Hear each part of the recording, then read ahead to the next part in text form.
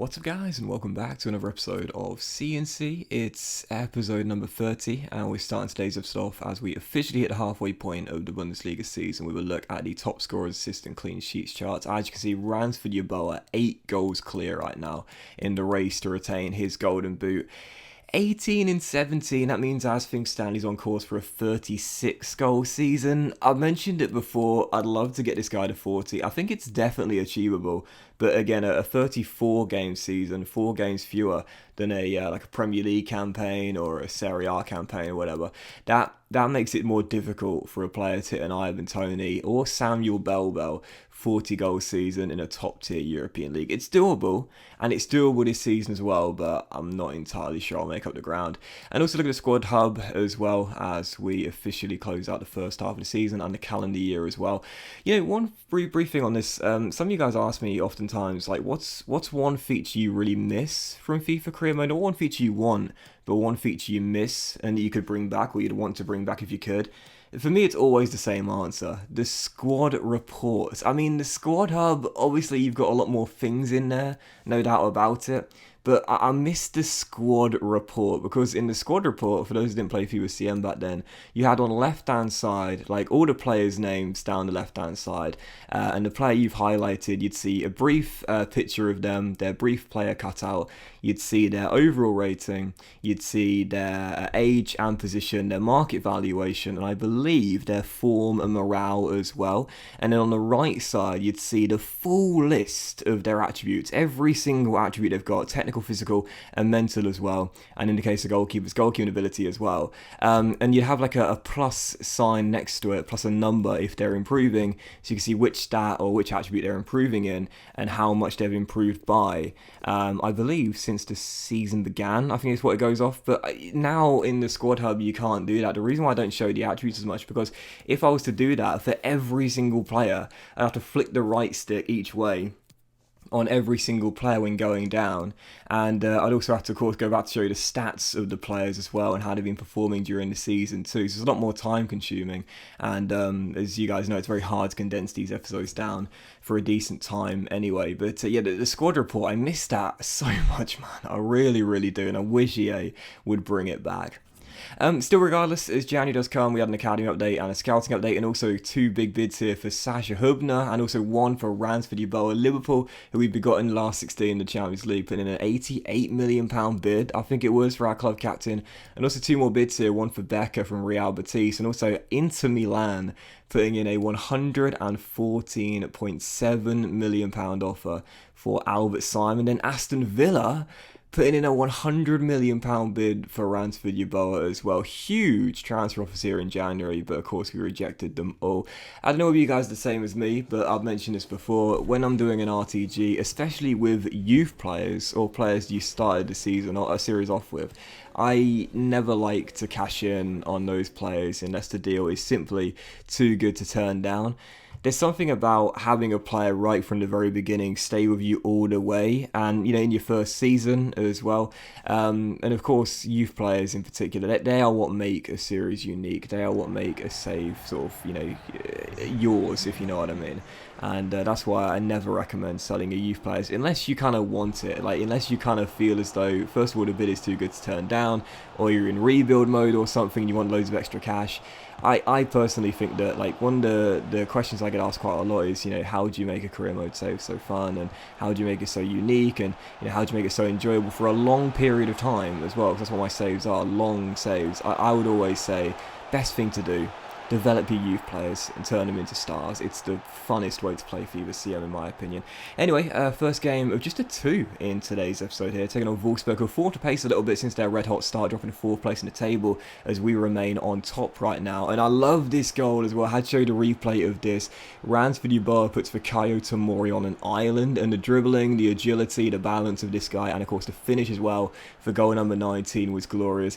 Such a sick goal, and it's very rare that I'll take a player on one-on-one in FIFA nowadays, just because, I don't know whether you guys feel the same as me, but skill moves are not as effective as they used to be against the AI due to how much their defending has improved on the highest of difficulties. Back in the day, like, there were certain skill moves that literally always worked 10 out of 10, like going down the right and cutting him with a McGeady spin or a Berber spin. That was like a guaranteed way to beat a man. Nowadays I find it a lot more difficult, but every now and then I do like to take a player on one-on-one, get him on an island, and that's exactly what I did with Ramsey Dubai. Their great goal. Wolfsburg would find a level though.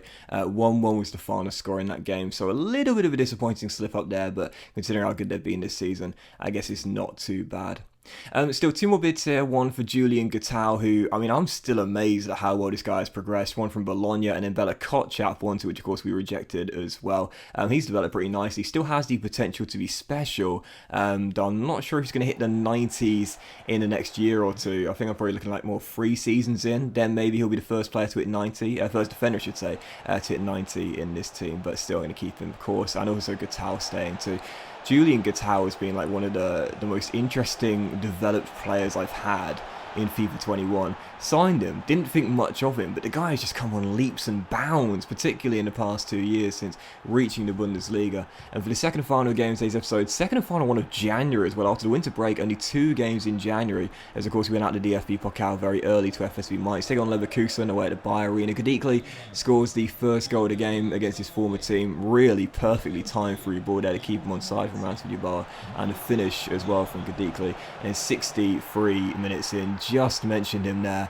This dude has just come out of nowhere to be one of the stars of the team, and I love that as well. You know, when you've got your sort of like your youth players who have got like the potentially special, or the wonder kids you bring in, you know they're going to be your stars. But it's just when there's one player out of nowhere that literally just emerges, like a random squad player or whatever, and then becomes one of the stars of the team. That's been Julian Gattal in this save, man. Absolutely love our right midfielder as he makes it 2-0, and then with 90 minutes to go, it's goal number 20 for Ransford Yeboah. Still searching for the 40. He's halfway there now. He could still do it this season. It's going to be tough, but anyway, 3-0 the final score there in a big win at the Bayer Arena as the captain wraps up the points. So yeah, 3-0 and decent way to close out January. And as you can see, transfer deadline day would come round here. We did have quite a bit of money remaining in our budget, as we hadn't done any business in January at all. So there was around 17.5 million to play with, and I did have a target as well.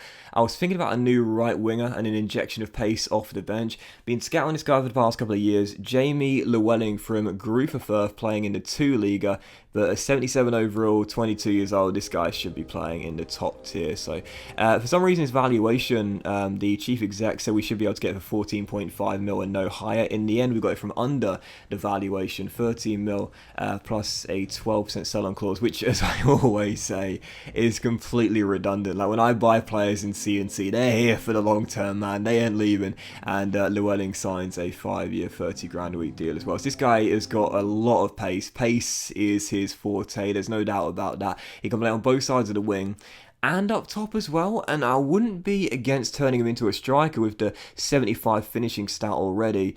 3-star, he is 6 foot. I think for now we'll keep him as a winger, and as you know, we love those inside forwards as well, so I'm going to train his skill moves up here and give him the wide playmaker development plan. That'll also improve his attacking position as well, which is crucial when you want a player to be in right areas as an inside forward. So Diawusi is probably going to drop to reserves, as Llewellyn is younger and also 2 ratings higher as well, as we reject this bid here for Felix Agu from the Foxes. But yeah, Llewellyn comes in onto the bench, and for 13 mil, that's an absolute bargain. I don't know if I will turn him into a striker in time. I could do.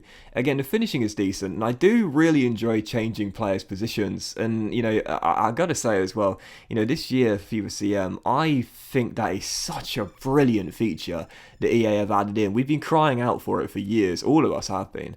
But to change a player's position is just such an awesome thing to do. So I wouldn't be against turning him into a striker, but for now we'll keep him as a winger. And yeah, he replaces Diawusi on the bench and just gives us a little bit more depth as well, which of course is a lot more important nowadays as we do play in Europe. So his transfer deadline day would end. Of course, he'd leave a little bit of money remaining in the budget that will carry over to next season. And we had a scouting update and an academy update and another bid for Bella Kotchap right after deadline day ended.